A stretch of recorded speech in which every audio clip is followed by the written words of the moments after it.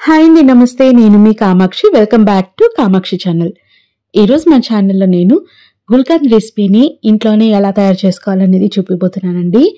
చాలా హెల్తీగా, టేస్టీగా, ఎలాంటి ప్రిజర్వేటివ్స్ లేకుండా ఇంట్లో మనం గుల్కంద్ రెసిపీని తయారు చేసుకోబోతున్నాం. దీనికోసం మనం రోజ్ ఫ్లవర్స్ని తీసుకోవాలి. అయితే రోజ్ ఫ్లవర్స్లో ఎలాంటివంటే అలాంటి రోజ్ ఫ్లవర్స్ని యూజ్ చేయకూడదండి. ఓన్లీ పన్నీర్ స్మెల్ వచ్చే రోజ్ ఫ్లవర్స్ని మాత్రమే మనం ఈ గుల్కంద్కి యూజ్ చేయాలి.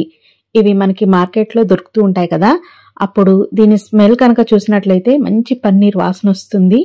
ఆ ఫ్లేవర్స్ మాత్రమే ఈ గుల్కంద్కి యూజ్ చేస్తారు. అవి తీసుకొని వచ్చి వీటిని ఒకసారి వాష్ చేసుకొని ఈ విధంగా పెటల్స్ మొత్తము మనం కలెక్ట్ చేసుకోవాలి. ఇక్కడైతే నేను తక్కువ క్వాంటిటీలో ప్రిపేర్ చేస్తున్నానండి. మనకి ఈ రోజెస్ అనేవి అవైలబుల్లోనే ఉంటాయి కాబట్టి మనకి ఎప్పుడు కావాలంటే అప్పుడు వీటిని ప్రిపేర్ చేసుకోవచ్చు. అందుకోసం ఇక్కడ నేను తక్కువ క్వాంటిటీలో ప్రిపేర్ చేస్తున్నాను.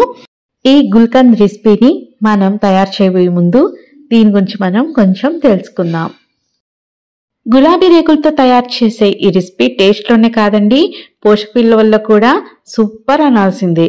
గుల్కంద్ రోజుకు ఒక స్పూన్ తీసుకుంటే వేసవిలో ఎక్కువగా ఎదురయ్యే అలసట, నొప్పులు, కండరాల నొప్పి, కడుపు మంట లాంటి సమస్యలు అధిగమించవచ్చు. మిమ్మల్ని అరచేతి, అరికాలు మంటలు బాధ పెడుతున్నట్లయితే రోజుకొక స్పూన్ గుల్కంద్ తీసుకుంటే మీ సమస్య పరిష్కారం అవుతుంది. పీరియడ్ సమయంలో అధిక రక్తస్రవణాన్ని తగ్గించడంలో కూడా ఈ గుల్కంద్ సహాయపడుతుంది.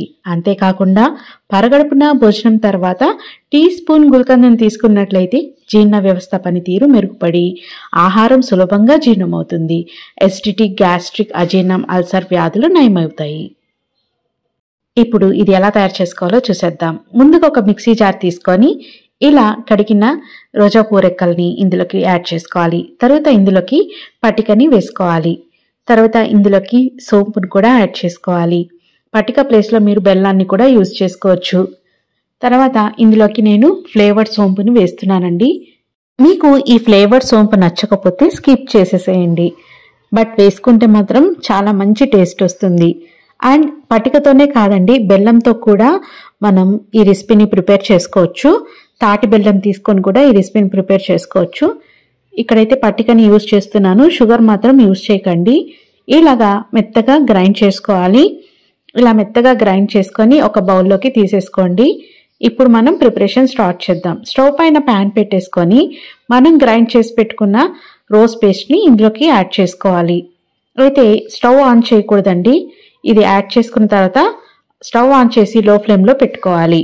ఇప్పుడు ఈ పట్టిక బాగా మెల్ట్ అయ్యి లూజ్ అయిపోతుంది కదా, అండ్ ఈ రోజ్ పెటల్స్ కూడా బాగా మగ్గుతాయి. అంతవరకు సరిపోతుందండి. మనం పాకం వచ్చేటట్టుగా చేయకూడదు. జస్ట్ ఇది క్రిస్టల్స్ బాగా మెల్ట్ అయిపోతే సరిపోతుంది. ఇప్పుడు ఇందులోకి నేను కొంచెం కార్డమన్ పౌడర్ని వేస్తున్నానండి. అదే ఇలాచీ పౌడర్ని యాడ్ చేసుకోవాలి. సో బాగా మగ్గిపోయింది కదా, ఇప్పుడు ఈ స్టేజ్లో కొంచెం ఇలాచీ పౌడర్ని యాడ్ చేసేస్తున్నాను. యాడ్ చేసి బాగా మిక్స్ చేసేసుకోవాలి. మిక్స్ చేసేసుకొని ఇప్పుడు స్టవ్ ఆఫ్ చేసుకోవాలి. స్టవ్ ఆపేసేసి ఫైనల్లో మనం ఇందులోకి హనీని వేసేసి మిక్స్ చేస్తే సరిపోతుంది. అంతే అండి, టేస్టీ గుల్కంద్ రెడీ. దీన్ని ఇంకొక ప్రాసెస్లో కూడా ప్రిపేర్ చేస్తారు. ముందుగా ఒక కంటైనర్ తీసుకొని అందులోకి రోజ్ పెటల్స్, దానిపైన పట్టిక, ఇదే ప్రాసెస్లో లేయర్స్గా ప్రిపేర్ చేసి 10 రోజుల పాటు ఎండలో పెట్టినట్లయితే మనకి గుల్కంద్ రెడీ అయిపోతుంది. సో ఈ ఇన్స్టెంట్ గుల్కంద్ మీరు చూసారు కదండి, మీరు కూడా ఇంట్లో ప్రిపేర్ చేయండి.